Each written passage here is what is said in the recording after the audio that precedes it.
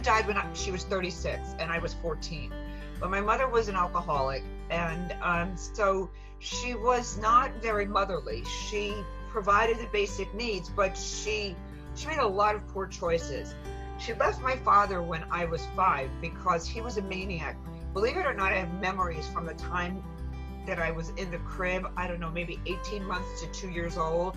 I remember hearing my mother in the other room having sex with my father and being disturbed by the sounds, not understanding sounds. I remember that we had a dog and I was in the playpen and the dog snapped at me in the playpen and my father took a rifle and shot the dog in front of me. My father is where I get my American Indian from. My father was also an alcoholic and he was slightly insane. I believe that, genius borders on insanity. So it's a necessary dance is what I call it. And my father was the valedictorian of his high school graduating class of 2000. My father was a genius, but he was also slightly insane and an alcoholic. I remember my father picking up a cat. We lived in an apartment on the boardwalk and he picked up a cat and he threw it against the front door of the apartment. And because it's an apartment, the front door is a fire door, it's metal. And he broke the cat's back and the cat just fell down. He became angry at my mother and he started yelling and screaming at her. And one of the neighbors called the police and they came to the door and he was menacing them with a knife. So my mother handed me out the window over the fire escape to the neighbors, and then she climbed out and we slept under the boardwalk that night. This was my childhood. So she finally did leave my father. We went to live with my grandmother. My mother is the only girl and she had 3 brothers. So my mother was the black sheep of the family. The 3 brothers all did well. They had upper middle class lives. My grandmother used to say that, the only good thing about your father was that you got your brains from your father because you sure didn't get your brains from your mother because she was stupid as shit. But I was my grandmother's favorite because I was the first grandchild. So every weekend, my grandmother used to send me, to my grandmother's. But before that, when my mother left my father, we went to live with my grandmother for a couple of months. I remember that because I remember I was 5 and I wet my pants in school because I was nervous and I wet my pretty red dress. And it was horrible for me. But then my mother moved back to Long Beach to a 2-family house. She lived upstairs. The downstairs lady, this is all in my book. The downstairs woman who owned the apartment had cancer from smoking and she had a hole in her neck. So she spoke with a gravel and it scared me to death. It just scared me to death. She was the nicest woman, but it was just scary to me as a child. And then a friend of my father's, quote, friend, asked if he could take me out for the weekend because to give my mother a break or whatever. And he raped me. And how old were you? 5. So my mother never asked me, where'd you go? What'd you do? Did you have fun? She never asked me. And that went on for almost a year. It was not intercourse. He penetrated me with his fingers and he would take out his penis and rub me on him. He would move me rubbing. It was still molestation, however you want to look at it. Right. It was not intercourse. And I finally said, I don't want to go. I pretended to be sick. He actually came to my mother's house, to my house, into my bedroom and said, tried to put his hand under my blanket and I kept moving away. And he said, so you don't want me to visit with you anymore? And I said, no. It was awful. And that was not the only time. My mother's other boyfriends, because my mother would go out to the bar. She would leave me at age 7 to watch my 2 younger sisters. And she would go out to the bar. She would get drunk. And she would have sex with the man when she came home, pass out. And then they would come into my room because I was the oldest girl and creep under my blanket. So I would go lock myself in the bathroom until I realized that they're going to go creep under my sister's blankets. So then I would tell my mother, and then I started yelling at my mother. At about age 9, I started yelling at my mother. This is wrong. You're doing the wrong thing. Or, we're in the car with this drunk man. We should not be in a car with a drunk man. Let me out. I'll walk my sisters home. And she would turn around. God damn it, I'm going to slap you, you're ruining everything, that kind of thing. So then she hooked up with this guy, and she thought he was the bomb because he was a Long Island Railroad conductor. and he just gave me the creeps. I've always had a very good intuition. So I did not like him. I did not trust him, did not like him. I did not like his uber friendliness that was right off the bat when you don't even know me. And like, why are you so uber friendly? It was creepy. So my mother decided to move in with him. However, he lived in Far Rockaway, which was like several towns away, different county, and my mother was receiving welfare. So she could not continue to receive her welfare if she was living with another man. So she kept her apartment, and she sent my sisters to school in the same by bus. First, she had the guy drop them off. He had a car. But like, this was a big deal to her that he had a car because we were on welfare. We didn't even have a phone. We had no money for a phone. We lived on block cheese and powdered eggs, and that was it. You know, we didn't have that. We were on welfare. I couldn't have friends sleep over because it was humiliating. But we had a happy life with my mother and my sisters. We were happy when I got rid of that creep from 5 years old.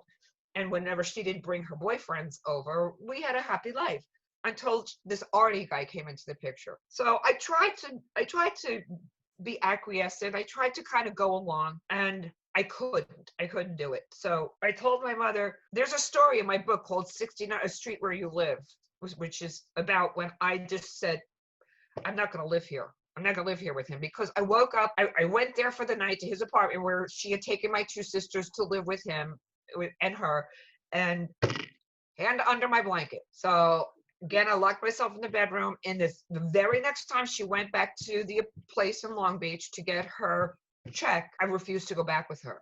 I checked out. I checked in to Long Beach and checked out of Far Rockaway. I'm not going back. So every man that she dated was an alcoholic? When they came to you, were they drunk? Were all of these men drunk? Yes, yeah. And they all came from the bar. I mean, one time she took, well, more than once, but one time she took me to the bar, and it was so humiliating because this drunk woman came up to my mother and started screaming at her, I saw you blowing my boyfriend in the car, giving him head, and I'm sitting next to her drinking a Coke, wanting to just crawl under a rock or be anybody else and not be there. It was horrible, horrible. One time she was supposed to take me to buy shoes for school, and parked in front of the bar and said, I'll be right out. And she came up 3 hours later, leaving me in the car on the street. And I was like 10. And of course, when she came out, we did not go buy the shoes. So when I refused to go back to the house with Artie, she said, well, fine, do what you want, but I'm not giving you any money. So I had no money for food. I had no phone, but I went to school every day. Before that, before I checked out of the house with Artie, I used to have to take my sisters on the public bus, pay for it, to go from Far Rockaway to Long Beach to the public schools, so we could keep up this facade of living in Long Beach. And, you know, so I was like the mother to my sisters. As a matter of fact, when my mother died, I wasn't living at home because I had been kicked out. Well, I had run away from having a fight with Artie. Because I caught him trying to put his hand under my sister's blanket, and that was, whoa, that's the end. So I had taken all of this liquor and thrown the bottles at him, and he started chasing me, and the kitchen went around to the living room, like, you know, one of those kind of circular things. Right. And as he's chasing me, I'm throwing the chairs behind me, so he's falling over them. And I just wanted to get him out of my sister's room. So then I had run to my friend's house, and then I called the police. I know what to do. My mother then told my sisters that I was trying to get them taken away from her, and that they should not tell the police, that they should deny anything I said to the police. So do you believe that your mother knew what was going on? My mother felt like, because I told my mother what was going on, and my mother's constant statement was, you're trying to ruin everything. You're trying to ruin my life. My mother was only 36 when she died. And the night before she died, Artie had beat her up because she didn't get up to iron his shirts. She died from cirrhosis of the liver. Okay. I'm sorry. So she had been, oh, that's okay. I'm okay about it now. For a long time, I was really angry and unforgiving of my mother, because as a mother, I could not understand how you could be stubborn and ignore your child telling you these things are happening. But, you know, I've been through a couple of therapists. You know, you go for therapy, it's like dental, you know, Right. Okay, you got a problem with this tooth, and you go and you get it fixed, and okay, I'm better. So, I go for therapy for 5 years, and I felt whole. And then, something doesn't feel quite right, and I'd go for therapy for a few more years. So I practice mental health, and my last therapist really helped me grow because she said to me, "Well, was your mother an alcoholic?" I said, "Yes." She said, "Can alcoholics make good decisions?" I said, "No." She said, "So was your mother able to make good decisions and choices?" And it was really enlightening and illuminating for me. And it helped me to forgive my mother and see her as a human, a- you know, a faulted human, like all of us are faulted humans. Right. So it helped me to have compassion for her. And I later found out that my mother had been abused by her father and had told her mother, and her mother said, "Don't talk about it." That's what I was wondering, is that if there was kind of a legacy of it. Yeah, I didn't know that. And, so my mother really never learned a lot of things herself, and she had a lot of damage of her own. So that has helped me grow for myself, and it's helped me understand and grow. But of course, my own personal wounds are still there, but the anger isn't there anymore. The anger is gone. And that is very healing and helps me grow a lot and helps me not walk around with that baggage of anger. You can totally, like, we always have some sort of the baggage with us, right? Like, that's why my kind of logo is the suitcases behind us, because we'll always take something with us. How we reframe that, can we reframe those things, those horrible things? I think one of the first things that helped me grow and heal was learn from a therapist that I have an inner child, and to talk to my inner child and to help heal my inner child, because I didn't know about that. And that was so healing for me, because we have this inner child and she was stunted at a very early age. And I needed to say, "I'm big and strong now, and nothing bad's going to happen to you anymore because I'm here and I won't let it." So the bad stuff is over. But there's a lot of people who don't realize that even though you're, like you said, 70 years old, you still have an inner child. Right, That right. was helpful for me. And I think that the flip side of that is a lot of people are still stuck in childhood. They're still very much stuck in there and not realizing that raising your inner child is your first responsibility. Yes. When it came to fostering for me, the last little girl was physically abusive, and I had to come to the point of going, how do I answer that I quit fostering and still help foster kids? What I realized is that part of what has helped me succeed is saying, I don't have room for toxicity. I just don't. I've created this haven, that is my life. And Foster. I asked my husband if we could foster. I really did want to foster. And he thought it would upset the balance of things in our home. So when my children all moved on, because, they graduated college, and then, as soon as possible, they moved out. As soon as they graduated, they wanted their independence. right, of course. So I said, "Can we foster now?" And he said, "No, now it's my turn." It really hurt my heart, because I love children, and I have the time, and he worked, and I really have no good answer for that. He grew up with a comfortable life. You do other work for kids, right? Or for young people? Yes. Tell me what you do. Well, I do mentoring through LinkedIn. Oh, cool. Okay. I offer mentoring. And I work with this woman who is with CityLivingNewYork.org, which is for kids in New York City who have aged out of foster care, to help them. It helps them learn how to balance a checkbook, and how to apply for a job, and how to get into a college or apply for college. My end is there'll be it'll say, Mary A, John B. Has a new apartment and needs these things, and it'll be dishes, a mop, a broom, a set of sheets, and I buy that stuff. That's awesome. That's what I do. I buy that stuff. That's awesome. And do you have a team that helps you with that, or you do it all? I just do it myself. So how can we make that bigger? Get it to more cities. Okay. Get it to more places. Get it to more places. But it is CityLivingNY.org. So you went from Artie throwing the things at him. Was that the last time you lived with him? Yes. So let me backtrack a little bit. So I was 12 when I checked back into Long Beach and told my mother I'm not going back there to live with him. And I graduated 6th grade. There was a graduation ceremony. My mother and sisters did not come. My grandmother came. And then I went that summer to spend the summer with my grandmother. That was the last time I was in Long Beach because my mother gave up the apartment. I missed my mother so dearly that whole summer. I remember playing all summer this song called Now That You're Gone, All That's Left Is a Band of Gold, because I had a little ring with my birthstone on it that my mother had given me. And I missed my mother and my sisters. So I said in September, I want to go back to be with my mother.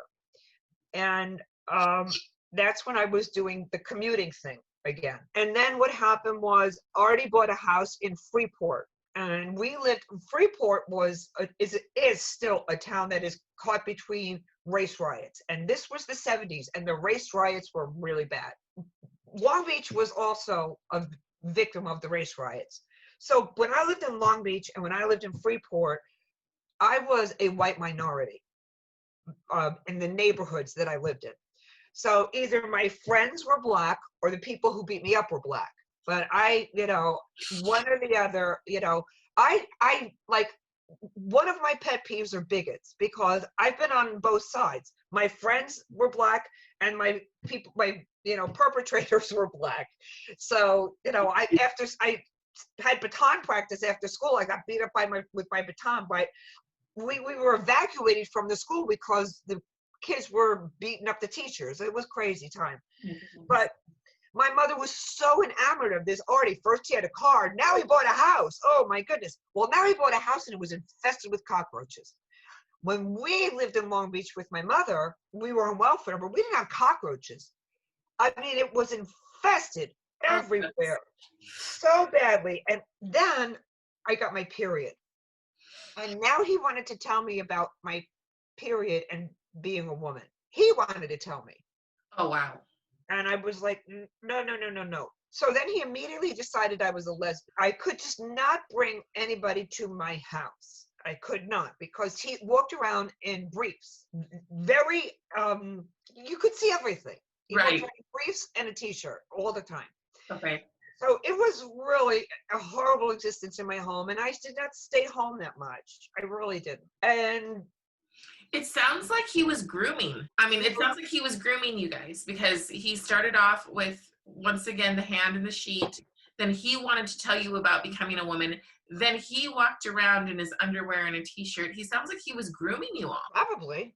Okay. And then he had 2 sons who were in their 20s, and they would come and visit and asked to come to my bedroom to see my room and sit on my bed and put their hand on my leg. And I was freaking out. I was like, I thought I had, because they were in their 20s and I was in my teens, that, okay, maybe I had a friend. No, I did not have a friend. Life was pretty miserable at home. And the apex was when I caught him trying to touch my sisters. They told me that day, come to the house tomorrow and we will meet you there. So I went to the house. He had thrown out all of my furniture, all my clothes out onto the street. Well, my sisters told the police none of those things happened, and it was a lie. Wow. So it wasn't the police, the detectives came. And I went back to living with my friend, whose mother said I could stay with her. I was living with my friend for 2 weeks when I get called down. I was a good student. And I get called down at 10 a.m., and I got called over the old-fashioned loudspeakers. I don't know if they still have them in the classroom, to please come down to the main office. And of course, all the other kids look at you like, ooh, what'd you do? Because I never got in trouble. I was not, I was the kid who other kids would say, could you read this book and write a report for me? Because I would like to read. So I was like, yeah, sure. And like, that was way before kids paid other kids to do that. Right. Yeah, I'll read the book. Yeah, I'll read it. So I go down to the main office, and there's a guidance counselor, and he's ashen, completely ashen. And he just hands me the phone. And it's my sister. And she says, Kathy, can you come home? I think mommy's dead. Oh my gosh. So I said, okay. And I just give them back the phone. And he doesn't say anything. He just says to me, I'll take you. So she must have told him already. He just said to me, I'll take you. So he took me home, to my house. My two sisters were there. Somebody must have called the police because the police arrived just as I arrived. And my mother was on the floor in the hall. Somebody had covered her with a sheet. She had urinated on the floor. She was on her way to the bathroom. He had beat her up the night before. So she couldn't make it to the bathroom. And as soon as I got home, my sisters grabbed me and said, apparently my sisters watch her fade out and die. The guidance counselor took off as fast as he could. It was just, I think he was really sad and like way out of his comfort zone. And I went over, I lifted up the sheet to look at my mom's face, and then I covered it. And my sister said, Mommy said that you would take care of us. I never forgot that. And I always took care of my sisters. And you were how old? 14. 14, okay. And Colleen was 12 and Miriam was 9. So then I went and I sat on the couch in the living room with my sisters. And then there was just a flurry of activity. There were police that came. Somebody called 2 of my uncles. And my one sister, Colleen, who was 2 years younger than me, she went with Uncle Tom. And then myself and Marianne went with Uncle Billy. And we lived with them for about 2.5 months. It's in my book. They decided not to tell us about my mother's funeral or take us to my mother's funeral, which really upset me. I was fucking pissed. Right. Ooh. So and then they decided that they didn't want to keep us and put us in foster care. So the woman comes, there's a knock at the door. My uncle lets this woman in. And she comes into the kitchen. My uncle goes upstairs and she says, so are you ready? And I said, for what? She says, well, did you pack up your stuff? I said, I really don't know what you're talking about. She goes, he didn't tell you? And she was furious. Right. She says, let's get some paper bags and I'll help you. And she said, I'm here to take you into foster care. So I told her, I said to Marianne, I said, it's going to be fine because I'm going to be with you. I will never leave you. I won't leave you. I said, what about Colleen? What about Colleen? And she said, Colleen is going into foster care too. She says, we're putting all 3 of you girls in the same foster home. Well, that woman turned out to be a holy roller, duplicitous, evil witch. Okay, you're not allowed to unlock the door yourself. You're not allowed to touch the mail. You're not allowed to answer the phone. My kids get cold cuts for lunch. You get peanut butter and jelly. No, I'm not buying the $3 lock for your school locker until the check comes in, and so on and so forth. You have to you rake up all the leaves outside. My kids don't do outside chores. You are not allowed to help your sister with the homework. You're not the mother. On and on and on and on. Then I hear her one day telling her friend about what vicious people we are because of our background. I'd had it up to here with her. I come into the room and I start yelling at her. How dare you talk about us? You don't even know us. We have only been here for 2 months. And you go to church every day. How Christian is this? Well, bing, bam, boom. I'm out of that foster home the next day into a group home. Now, don't you feel like, it seems to me like there's different people who foster. There are people who foster, sometimes they for foster money. Sometimes for money, and a lot of people will say, well, for what money? Because it really is, it's like $600 a month per kid is what you get. People should be like, oh, you're such a wonderful person. Exactly. I think that happens, and especially, like even right now, there's a huge thing where people are like, oh, I need to foster or I need to adopt. And it's like, if you aren't ready for it, and I say this also to foster people, because I know coming into foster care, I thought, I'm going to be Mary frickin' Poppins. If you get, what is that kid's name? Like, what if you get like the devil child? I mean, I did. You still have to treat that child as if you had birthed that child. Exactly. And that's when I realized, all right, I think that Washington is all about entitlement when it comes to, it's just teaching. They're like, oh, you're broken. Let us fix you. And they're not really fixing them. They're putting a Band-Aid on it. And then so in my opening trailer, I say that Age Out, Rise Up is not for everyone, because there are a lot of people who want to wrap themselves up in the fact that they're a victim. Right. I'm not for those people. I'm not for those people at that place. I hope that maybe they'll listen to a little bit and they'll go, wow, so wait a second. These people have been sexually abused, physically abused, mentally abused, homeless, all of these things. And they're not that anymore.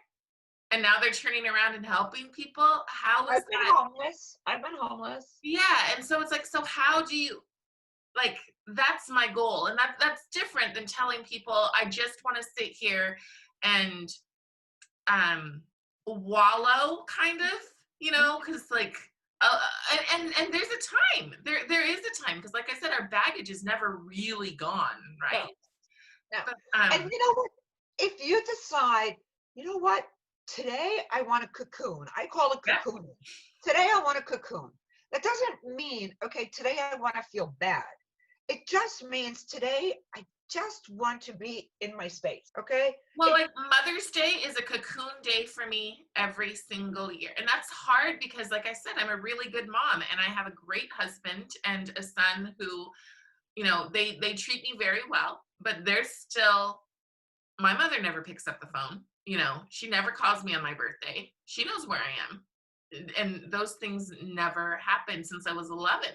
But they still hurt. They still hurt. And they still hurt. And so when those things hurt, or when you have a child that you're particularly close to as a foster parent, and you know that their Mother's Day is probably hell because they went home, those things hurt. And I do. I want. They hurt a lot. We do. They do. So I send you a hug right now. I'm sending you a hug. Thank you. I really appreciate it. Everybody's got to give the virtual hug right now. So let's go back to, so you went to a group home. All right. I had the best experience at the group home. Okay. Loved it. Were your siblings still in that home? Yes. Oh, geez. And the foster mother, who was, as you said, people do it for different reasons. She was doing it for her own personal accolades. Right. So she was very ticked off that I didn't work out. And she tried to restrict and prohibit me from seeing my sisters. Well, she forgot that I was a smart. So I took her to family court at age 15, and I represented myself. And I stand there against her, and I got my social worker with me, but the social worker's not talking. I'm talking. And I said to the judge, Your Honor, I said, the foster mother is preventing me from seeing my sisters. I said, in the foster care system, a mother is permitted, this was at the time, and in New York State, for a biological mother is permitted to see her child who was in foster care every 2 weeks for at least an hour or 2 hours. I don't recall. I said, there is no mother. I said, I am the closest thing to a mother. I have been acting as a mother, and I told him how. I said, for many years. I said, I should be permitted to see my sisters. And there is no reason, I have exhibited no damaging behavior that I should not be permitted to see my sisters. And he said to me, young lady, you are very impressive. Yes, you are permitted to see your sisters. And the steam coming off of her head. I'm very animated. That's awesome. Yes. So, and then the group home I was in saw that I was a smart kid. I was a good kid. I got in trouble later in life. Trust me, I got in plenty of trouble. But when I was in school, I was very good. I'm still a good person. And even when I got in trouble, I was still a good person. Right. I was just going through my normal stretching and, trying new things. Finding yourself, right? Right. Yeah. But I got a part-time job, and every, holiday, I would go, because the foster home would take us to the mall. with some of the counselors, and you'd have like 3 or 4 kids with one counselor. I fell in love with this counselor from, but anyway, he was a tall black guy. He played for the basketball team, and I had such a crush on him. But nothing ever came. I had such a crush on him. It was my first crush. And I would use all my money from work and buy my sister's clothes and gifts and send it to them. And I loved the fact that I knew it ticked off that foster mother, because she would not buy them stuff. I would buy them. Oh, I would buy them. I used all my money and buy them stuff, and I was so happy. Said, I was in a group home for about 3 months, but when you're in a group home, you're not going to stay there forever. And so you get sent on what I called the interview, you go meet other foster parents to see, right, basically, if they like you. It doesn't matter if you like them or not, you know what I mean? If they like you. And as it turns out, the very first one they sent me on, she liked me and I liked her. She was very nice. She was a Swedish woman, and she had plenty of experience in foster care. Previous foster children she had been returned to their mother. And as it turned out, after I was put in that foster home, the children wound up coming back. I wound up graduating from high school in that foster home. I wound up writing an essay for the town paper and getting my foster mother voted as Mother of the Year in the town. Oh, awesome. I had my foster father gave me away at my first wedding. I'm married twice. I was very close with everybody in my foster home, but I lost touch with my foster mother because when I divorced my first husband, my foster mother was a passive aggressive person. Push me, pull you, push me, pull you.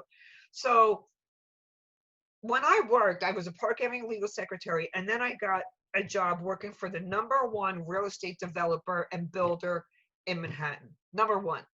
11 million square feet. He was a Forbes 400 guy. Oh, wow. So I was making in 97, 110 grand a week for working 4 days a week.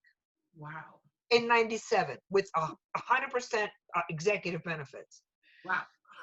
So, and my husband, who lost his job, which is why I was doing this, was taking care of our 2 little children.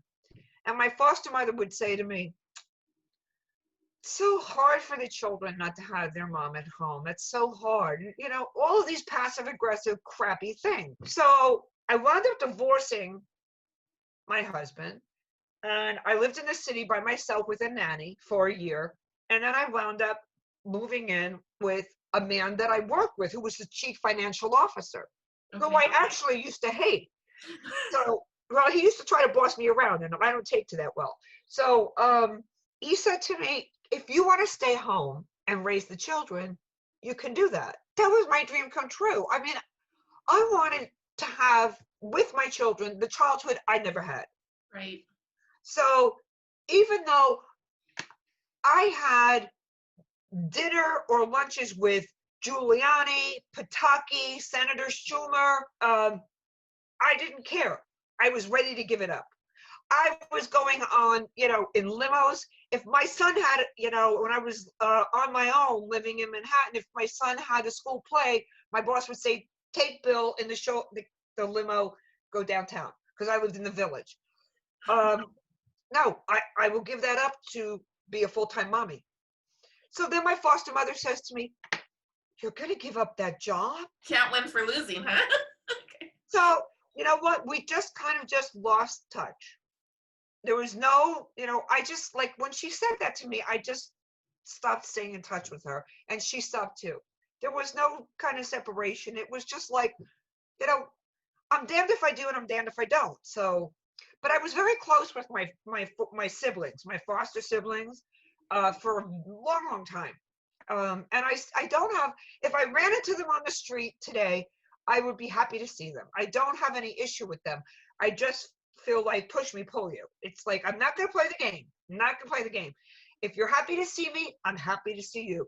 If you want to turn your head the other way, I'll keep walking. Right. No, I'm not going to play the game. I'm not going to play those games. So is she still around? Don't know. Okay. Don't know. I mean, Yeah. she would be in her late 70s, so I don't know. Okay. Yeah. So what happened to your sisters? My sisters are still alive. They both live in Arizona. Colleen became a crack addict, Oh, uh, but not until she was in her 40s. oh That's a wow. very late time to become a crack addict. And she got herself off of it. And then my sister Marianne was a vet tech. She got divorced and really had a hard time supporting herself with high rents on Long Island. Kept moving, kept moving. And I said to her, Marianne, you can't afford to live here anymore. Move to Arizona by Colleen. So she wound up moving to Arizona. I spent a lot, I always took care of them. Colleen's teeth, because of the meth, crack. I mean, she lost both of her teeth. I gave her $25,000 for new teeth. Marianne, when she moved, I gave her $10,000 to move and get new furniture. You know why we don't talk to each other anymore? Because of Trump. Wow. Because of politics. Politics. They did something else really bad to me too. I mean, it's a story. It's a whole nother story.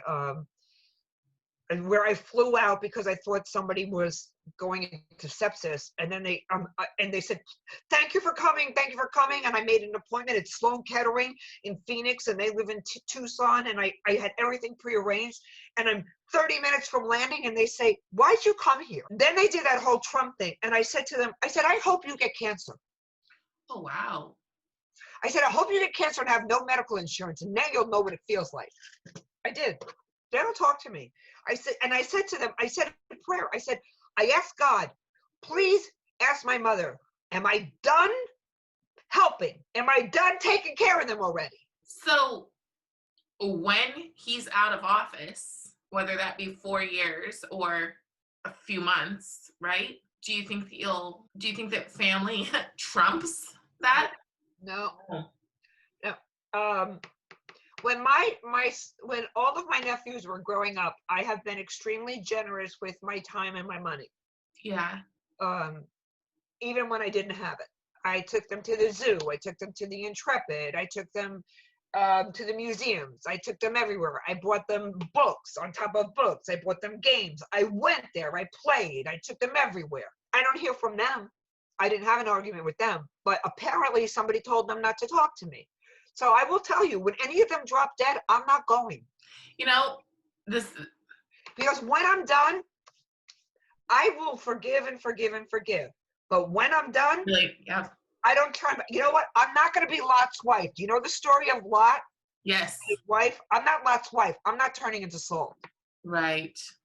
Right. And I think I have a little plaque that people are like, oh, it's so cute, but they don't understand how real it is to me, which is that friends are the family we make for ourselves. Because Absolutely. family, I think that family is like, we all want it, we all crave it, but we also aren't, I don't want to say stupid enough, but that's kind of how it feels sometimes, that, the whole blood is thicker than water. I'm like, no, friendship is, true friendship is, but blood can screw you over. Oh no, there's a story in my book which is about how blood is not thicker than water, about how my uncle lied to me. Like, I told you how our uncles put us up, right? Yeah. And then I forgave. I had forgiveness, and my cousin and I tried to hold a family reunion, and my uncle tried to do this to me again.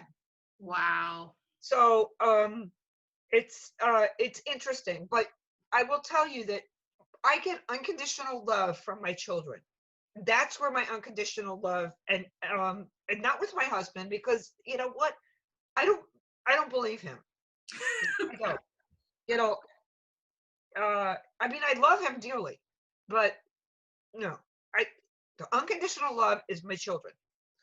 And I have unconditional love from like 4 friends, you know what I mean? Like I count my friends on one hand, you know what I mean? And I'm happy with that. I am happy with that. I don't need to count my friends in a basket. I don't need to do that. Right. I'm comfortable. I'm comfortable by myself too, with my dog. I love my dog. What kind of dog is it? Gracie, come here. Come on. She's a yellow lab. Oh, fun. Come here, Gracie. Can you see Gracie? There's Oh, Gracie. cute. There's Gracie. Having a pet in the house, especially when you have children, is really important because sometimes we can't enunciate how we feel, and sometimes we don't even know how we feel, but the animal does. Sure, yeah. And you could just go to the animal for comfort without expressing or knowing how you feel, but just hug the animal and you get that unconditional love. Right. Yeah. Tell me about the question I like to ask is, where did you find your worth? What gave you worth? My intelligence.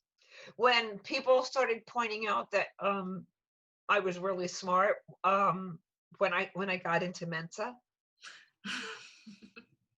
That's awesome. You are the fastest. That's the fastest answer. A lot of times people go, I don't know how to answer that. Oh no, being smart was empowering. Oh yeah. I completely understand that. Being smart saves me. I mean, I can see that you're smart. And I mean, didn't that really empower you? Yeah. So for me, it does, it did and it does, because like I said, the whole like, I am a stay-at-home mom, and that's not the most glorious, fabulous job in the world. The best job and the hardest job. It is. And then on top of that, I have a son who's gifted. And that has a lot to do with the fact that his mother, who comes from nothing, has sat down next to him since, well, I was one of those people who in the womb was reading him poetry, so, and like, that's just the kind of mom. When I say I'm really focused on being a damn good mom, I'm really like, that is, it's hard that I only got to do it with one child. Actually, I've got to do it with 6, but they all returned into situations that only one of them I can say is better. It is not better, but is a healthy situation. And for me, as somebody who put myself into care at 8 and said no more ever, I'm a 9. Do you know what the ACEs scale is? No, what? Okay, so the ACEs scale takes your childhood trauma, anything that's happened to you. You can do the test online, and it says on a scale of 1 to 10, how many of these things have happened to you, and based on how many of these bad things, like sexual abuse, physical abuse, mental abuse, if someone died in front of you, all of these things, it predicts your later in life outcomes. Like, I should be obese, I should have heart problems, massive depression, all of these things because of the things that have happened to me. And people are touting this scale, and I actually really hate the scale because it's like giving somebody a free pass, in my opinion. Right. See, I disagree with that a lot because there are people who say, well, I had all these terrible things that happened to me, so that's why I murdered this person or something like that. And I disagree with that because, you know what? I had a lot of terrible things that happened to me, and I didn't murder anybody. Yes, exactly. And the thing is, this is my biggest point that I want to get across to people, is that just because this is your history doesn't mean it's your destiny. And the thing is that people, the system, the biggest broken to me in the system, a lot of people will say this biggest thing is that you take families away from families, but sometimes I feel like, apple falling too far from the tree, sometimes you have to gut it, root it out. But, and sometimes they weren't a family. They weren't a family. Exactly. So I think that the biggest thing that they have to do is teach people to save themselves. And if you give somebody a free pass and say, this has happened to you, poor you, you're stuck, they're not going to save themselves because they're going to go, oh, but this all makes sense now. This is why I'm like this. And our whys don't matter. We have to be wise, Like, yes. Like, you have to use your brain and go, I deserve as much as anyone else does. I deserve to be happy. And Can I tell you how smart you are? You say you didn't go to college. You speak as though you have a PhD. Oh, thank you. You're very sweet. No, I'm honest. Yes, I'm brutally honest. I mean, I have people who don't like me because I'm so honest. So trust me. No, I do too. And I'm like, this is how I talk when I'm passionate, and people go, oh, I'm like, I don't understand it because I'm just telling you the truth. That's Right. it. Me too. So that was the brains one was really easy and will be very, very short. And congratulations on being Mensa, because that is no small achievement. I mean, that's freaking awesome. And people can follow, if they want to get in touch with you, they can follow you on LinkedIn. I also have a blog. Oh, yes. Failing50.com. And are you a photographer as well? Are those your own photos? Yes.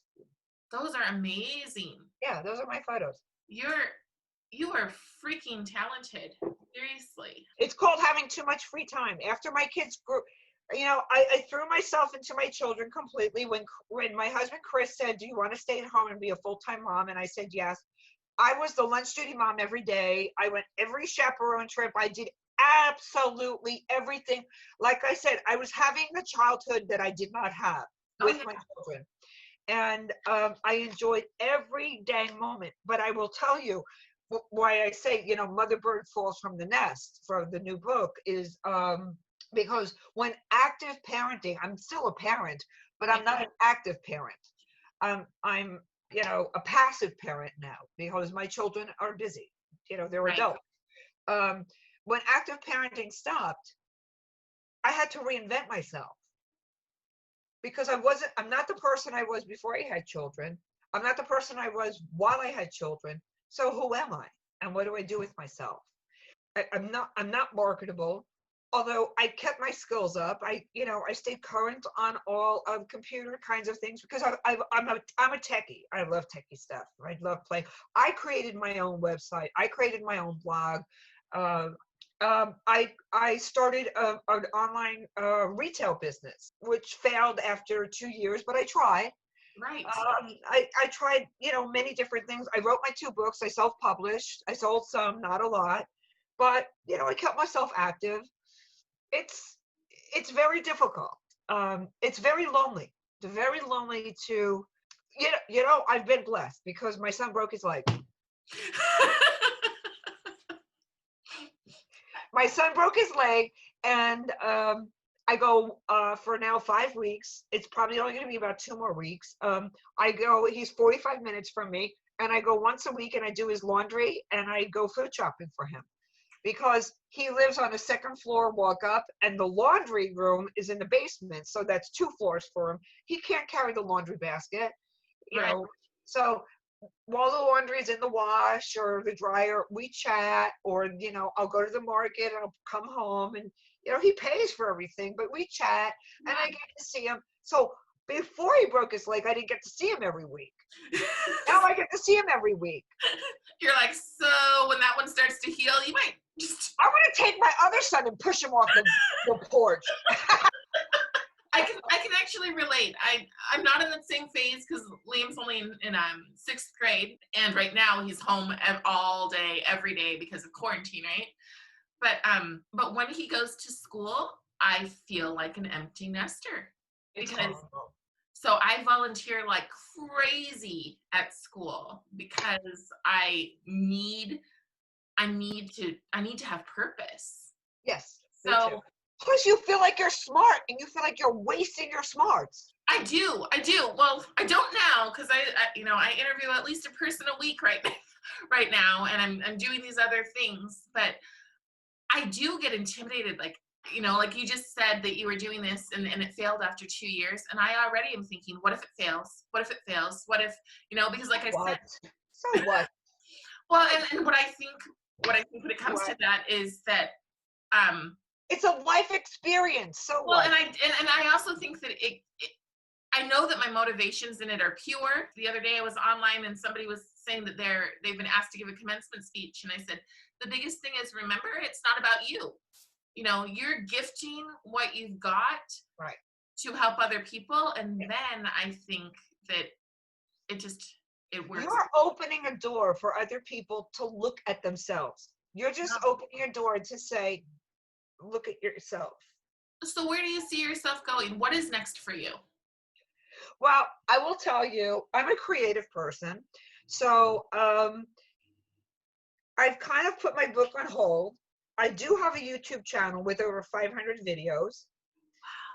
I lip sync and dance. I'm a good dancer and I'm fun and funny. So the name of my YouTube channel is Katy Did, Katydid, Enigma 2. So I have just sent away for a brochure for a New York City film acting school. I am on IMDb Pro because one thing that's true about me is I'm not shy. I'm not afraid. One thing that my life has taught me is to have no fear. So I'm not afraid.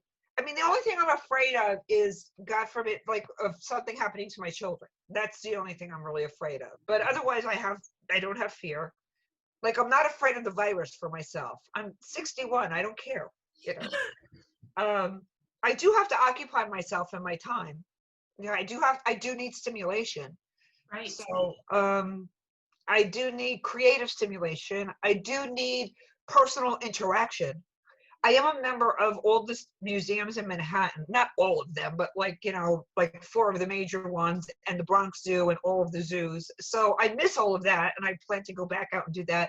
Of course, the film acting school is not going to be open yet, but I think I'm going to try that because I just want to interact with other people and be out of my box. I've never even thought of anything like that. I've always been cerebral. So I think you'll be amazing at it. Acting is all about honesty and vulnerability. And I think that the best actors, acting is how I got out. Acting and writing were my way out. And just being incredibly honest on stage is a very powerful thing. I actually have a friend who's about your age. She goes to New York back and forth all the time for theater. I'd love to connect you guys. She actually is helping me with doing some of my writing editing. So I would love that. And it's the same thing. Her kids are out of the house and she is stir crazy. It just touches your heart so deeply that sometimes we do things just by rote or by routine, and then you don't realize it. It could come back a week later, a month later, a year later, and you're like, oh my God, they noticed. They paid attention. Okay, my last question for you is, how do you define success?